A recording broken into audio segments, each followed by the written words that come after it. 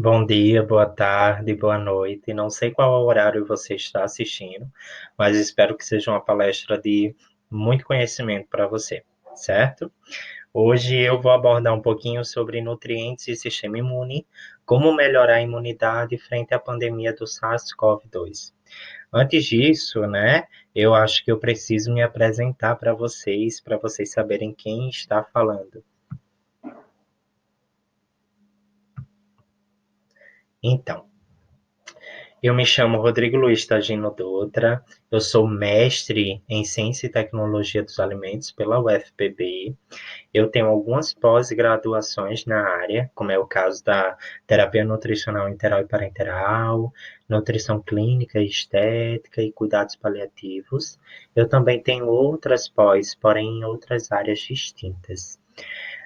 Atualmente eu sou o coordenador do curso de nutrição da FPB, assim como também sou docente do curso de nutrição e de outros cursos da mesma instituição, como é o caso da biomedicina, da gastronomia, da educação física, certo?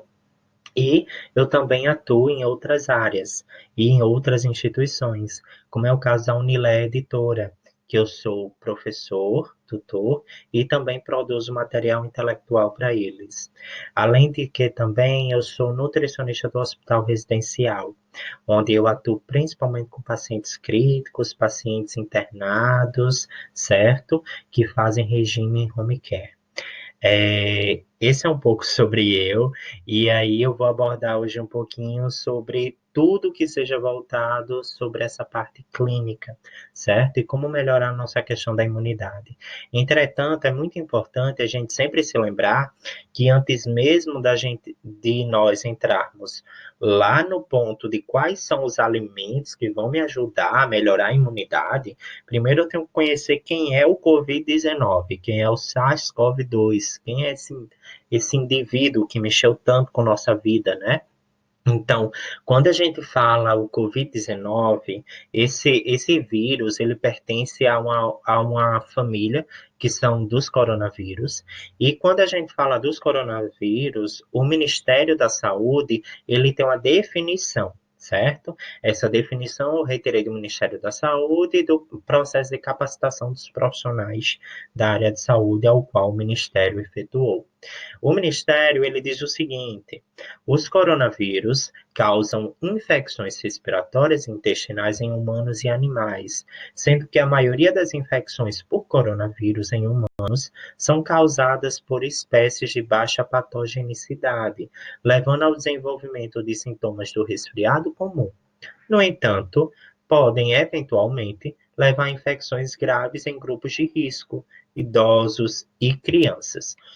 Eu faço uma pausa na leitura nesse momento, porque é muito importante a gente ver que esses sintomas leves, né, que o Ministério da Saúde aponta, essa baixa patogenicidade, ela a gente leva o grupo coronavírus como um todo, mas a gente vê que essa baixa patogenicidade, ela eleva seus graus, seus níveis, né? A partir do momento que tem o contato com o grupo de risco, que aqui mesmo a definição cita como idosos, crianças ou portadores de doenças crônicas, né? Como é o caso da diabetes, da hipertensão, do câncer, entre tantas outras.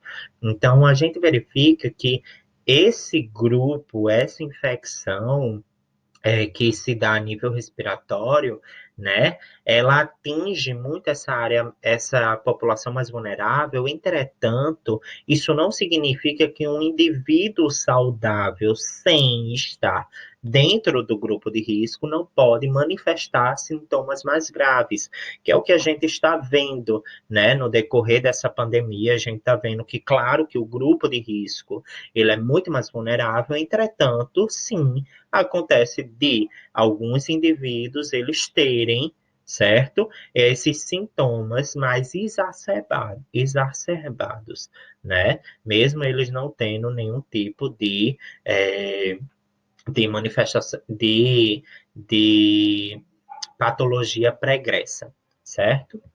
Previamente a 2019, duas espécies de coronavírus altamente patogênicos e provenientes de animais do grupo SARS e MERS, que pertencem ao coronavírus, certo?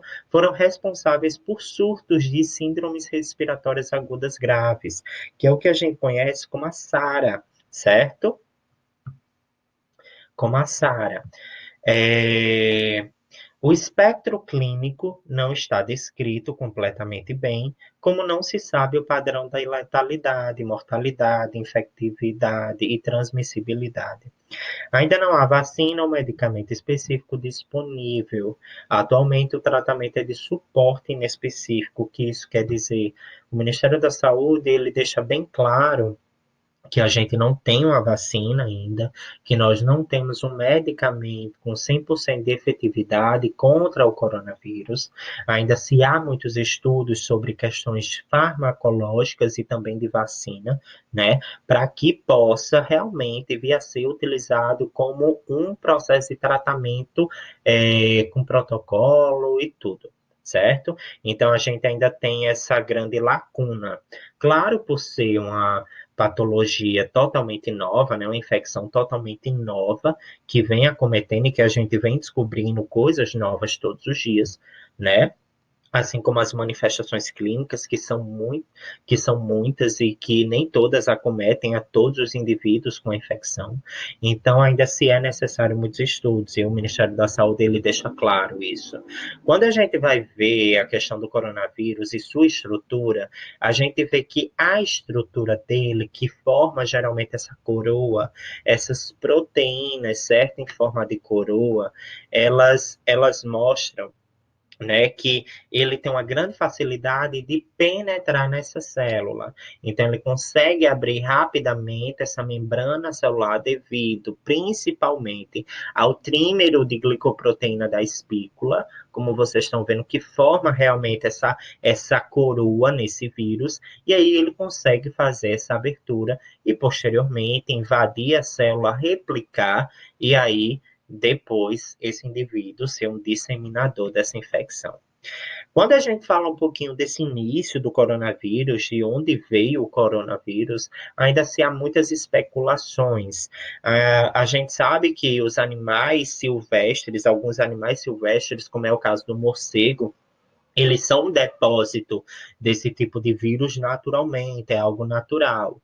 E quando esse humano ele consome essa carne, pode vir a ser uma forma de aquisição, né, desse vírus, pode vir a ser. Ainda não se está totalmente definido de onde veio essa mutação, esse SARS-CoV-2, certo? Acredita-se que a gente tem um terceiro fator, né? A gente ainda tem esse terceiro ponto, vamos dizer assim, que ainda é um mistério, que alguns acreditam que pode ser o mandolim, que é um animal silvestre que também é muito comum, certo? Naquelas regiões ali de Wuhan, que foi onde teve o primeiro surto, né? Assim como também, certo? Acredita-se que vem de uma espécie de roedor que também é muito comum naquela área. Mesmo sem a gente saber ainda quem é esse intermediário, vamos dizer assim, a gente sabe que houve, né, essa contaminação, esse cruzamento de genes, e aí realmente nasceu, né, vamos dizer assim, de uma forma bem leiga, mas nasceu o SARS-CoV-2, né, que aí ele tem seu processo de infectabilidade, transmissibilidade, e aí dissemina-se muito facilmente, né? A gente, quando olha para o SARS-CoV-2, ele tem alguns aspectos de um vírus que a gente chama de um vírus que ele é, vamos dizer assim, quase perfeito. Porque é quando ele tem a combinação da transmissibilidade, uma boa taxa de transmissibilidade, e a sua letalidade ela é intermediária. O que isso significa? Isso significa que tem muita transmissão, mas nem todos os indivíduos eles vão ter um grau, certo, de letalidade no seu corpo. Muitas vezes são sintomas leves. Isso faz com que haja o quê? Isso faz com que haja uma propagação muito mais rápida, porque quando essa letalidade do vírus ela é muito aumentada, que esses sintomas são muito fortes, então esse indivíduo ele não está plenamente circulante na sociedade. Então a gente tem todos esses fatores que fazem com que o coronavírus, esse novo coronavírus, né, que a gente pode chamar ele de novo coronavírus ou COVID-19 ou SARS-CoV-2, que é a sua nomenclatura mais correta, certo? Ele tem uma alta taxa de transmissibilidade, o que faz com que ele perpetue muito rápido. Quando a gente vai pensar um pouquinho, atualmente, nesse momento que eu estou gravando o vídeo, certo, para vocês, a gente sabe que o Brasil ele já ultrapassou 50 mil mortes. Então, a gente está aí beirando, a gente já atingiu a marca de 1 milhão de contaminados, né? E a gente tem 50 mil mortes já. Então, quando a gente vai ver, a taxa de transmissibilidade desse tipo de vírus, ela é muito alta, ela é muito grande, né? E a gente está vendo que a letalidade também, mesmo que a gente for comparar com outros, mesmo que aparente ser algo baixo, quando a gente muda para percentual, mas a gente verifica que por ele ser muito mais transmissível, está acontecendo muito mais mortes, né? Essa Covid-19, esse SARS-CoV-2, certo? Ele pode desenvolver diversos tipos de sintomas para o nosso paciente. Então, assim, com o Covid-19, o paciente ele está muito mais suscetível a uma sepse, né, uma infecção generalizada, a uma ira, insuficiência renal aguda, algum tipo de disfunção cardíaca, a SARA, a própria SARA. Então, esse paciente ele pode manifestar diversos tipos de sinais clínicos, que não são só a nível respiratório. A gente vê, tem a nível renal, tem a nível cardíaco. Então, a gente tem muitos sinais que esse coronavírus ele pode estar afetando, certo?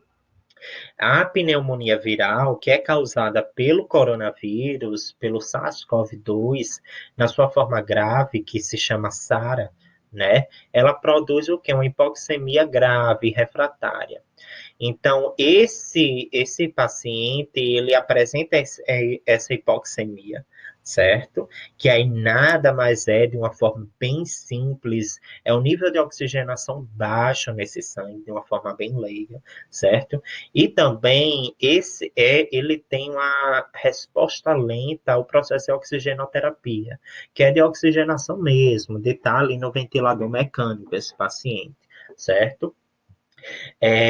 Essas alterações elas são muito, muito parecidas com a síndrome do desconforto respiratório agudo. Então, por isso que um dos fatores maiores, né, a SARA, ela é muito causada pelo coronavírus. Mas aí a gente vem e foca, principalmente agora que a gente conheceu esse danadinho do coronavírus, a gente foca um pouquinho sobre o que fazer para melhorar meu sistema imune. Professor Rodrigo, o que é que eu posso fazer para eu estar melhorando meu sistema? Existe um milagre, existe uma pílula, existe um alimento que eu vou comer e eu vou me salvar do coronavírus? Será que isso existe? Vamos ver. O primeiro ponto que a gente nunca pode esquecer é que, e que eu gosto muito de frisar, é que saúde não é milagre, é uma constância. Nossos hábitos, eles dizem muito sobre nós. Então, independente de estarmos numa pandemia ou não, o que fazemos, ó, lá atrás, ele está contando agora. Né? Então, a prática de exercício físico, a alimentação equilibrada, isso é uma soma perfeita para que eu esteja com minha saúde em dia, com meu sistema imune também, ó, em ótimo estado, né? Se eu não tenho uma atividade física, mas eu tenho uma alimentação equilibrada, isso já me ajuda muito. Se eu não tenho uma alimentação equilibrada e só pratico atividade física, isso me ajuda também, porém, a gente sabe que a alimentação ela é a base de tudo, né? Eu sempre gosto de dizer, nas entrevistas, programas, enfim, que o básico sempre funciona. Então, atividade física e alimentação resulta em uma boa saúde, em uma boa qualidade de vida, independente da gente estar numa pandemia ou não, né? O primeiro passo agora que para a gente dar um up nesse sistema imune realmente é a gente tentar praticar atividade física, mesmo que em casa, e tentar melhorar nossos hábitos de vida, nossos hábitos de alimentação e de vida também, né? Exercício físico, evitar o álcool, evitar cigarro, consumir mais frutas, vegetais, né? Beber mais água. Então, esse básico, ele funciona, e funciona muito. Então, o primeiro ponto de partida é esse, né? E a gente sempre lembrar dessa frase que eu já disse aqui, né? Saúde não é milagre, é constância. A gente tem que ter uma constância dos nossos hábitos se a gente quer o benefício, ok? Mas vamos lá, tem algumas outras coisas também que podem ser importantes nesse momento. Outro ponto que é muito importante, antes mesmo de eu entrar em alguns alimentos que são funcionais, é a gente sempre lembrar de algumas leis, né? O estudante de nutrição, ele já viu essas leis lá no início da sua caminhada, e a gente se lembra que a gente tem a lei da quantidade, da qualidade, da harmonia, da adequação, que regem, sim, né? Nosso equilíbrio nutricional e que a gente pode trazer para os nossos hábitos de vida, né? Então, a gente tem que comer a quantidade correta, a qualidade dos alimentos, a gente tem que verificar a sua procedência, a gente também tem que ver qual qualidade nutricional esse alimento vai me fornecer, né? A harmonia que eu digo entre os nutrientes que estão ali, certo? Será que eles são harmônicos? Será que eles não vão se unir? Ou será que tem um fator antinutricional? Então é importante a gente verificar isso. E a lei da adequação. Tem que ser adequado para quem se destina, né? Alguns nutrientes muito importantes que a gente tem que estar com eles na ponta da agulha, realmente é a questão que eles são nutrientes muito versáteis que a gente encontra, mas que eles têm uma correlação direta com o nosso sistema imune, como é o caso da vitamina A, da vitamina D, né, que são lipossolúveis, o selênio, o zinco, o magnésio, que são alguns minerais muito importantes, e as vitaminas do complexo B e vitamina C, que são hidrossolúveis e que são muito facilmente encontrados, né? Então, esses nutrientes, eles têm uma correlação muito grande com o nosso sistema imune e é interessante que a gente tenha uma alimentação equilibrada e que a gente verifique se esses nutrientes, eles estão adequados às minhas necessidades. Lembrando sempre que a vitamina D, ela é um fator chave para que a gente também, né, esteja ali estimulando a produção, já que nós temos, né, o pré-hormônio, né, o calciferol, então a gente precisa dessa luz solar para que a gente possa realmente estar metabolizando e gerando corretamente a vitamina D em sua forma utilizável. Um ponto muito importante da alimentação, entrando em alguns alimentos que realmente vão nos ajudar, a gente pode destacar os citrinos. Eu sei que é algo que muita gente já falou, mas os citrinos, eles realmente, eles têm uma afinidade muito grande com o nosso sistema imune, principalmente porque eles são fontes de vitamina C, de folato, de fibras. Então, esses nutrientes, principalmente a gente destaca aí a vitamina C, como estimulante do nosso sistema imune, né? Esse nosso sistema imune ele vai ser estimulado, certo? Nossos glóbulos brancos há uma produção maior, ok? Fora que também esses citrinos que dentro desses citrinos estão as laranjas, limas, limões, tangerinas. Eles contêm uma substância chamada limonoides, que tem um efeito anticancerígeno, certo? Então, assim, eles trazem um benefício. Isso não exclui outros alimentos que não se classificam como citrinos, mas que possuem vitamina C. Então, assim, aqui eu citei laranja, mas a gente sabe que, por exemplo, a acerola, ela tem muito mais vitamina C, né? A gente tem aí o camu-camu, a gente tem muitas frutas que são riquíssimas em vitamina C e que a gente também pode estar utilizando. A gente também tem a aveia, um importante alimento que faz com que haja uma regulação das nossas lipoproteínas séricas, né? Então ele vai estar lá ali ajustando o LDL, vai estar também promovendo um aumento do HDL, e a aveia vai estar ali promovendo também uma melhora desse trânsito intestinal, né? Vai estar sendo utilizada como uma forma de alimento para a nossa flora intestinal, né? Então tem um efeito benéfico também, né? Além de ser rica em ferro, fibras, cálcio, magnésio, zinco, vitamina E, entre tantos outros. Então, esse alimento ele vai também estar nos auxiliando. Temos também o azeite de oliva, que é uma gordura boa, né, poliinsaturada, e aí por ela ser poliinsaturada e por todos os seus benefícios, a gente vê, né, que ela também ajusta nossas lipoproteínas, previne algumas doenças que são já muito bem conhecidas, que são as cardiovasculares, certo? Contém vitamina E, que é imprescindível também para a nossa manutenção, para a nossa homeostase, para o equilíbrio do nosso sistema imune, ok? Também contém antioxidantes que vão estar ali nos prevenindo do radical livre, vão também estar fortalecendo a membrana celular, certo? E a sua melhor maneira de consumo, como todos nós já sabemos, é a natural. Nós também temos a semente de linhaça, que a gente verifica, já se tem inúmeros estudos que comprovam que ela aumenta assim a imunidade, certo? Ela contém ômega 3, mesmo que não seja rica em EPA e DHA, quanto, né, o óleo de peixe, mas ela contém sim o ômega 3 de origem vegetal, que vai estar ali auxiliando como anti-inflamatório, como também antioxidante, vai estar regulando ali, vai estar ajustando nosso sistema imune. Ela também tem vários estudos que comprovam que ela melhora aspectos estéticos, como é o caso do cabelo, dos pelos, certo? Ela é riquíssima em alguns nutrientes, entre eles a gente destaca as vitaminas do complexo B, C também, vitamina E, então também alguns minerais, como é o caso do magnésio, do fósforo, então ela é um importante aliado.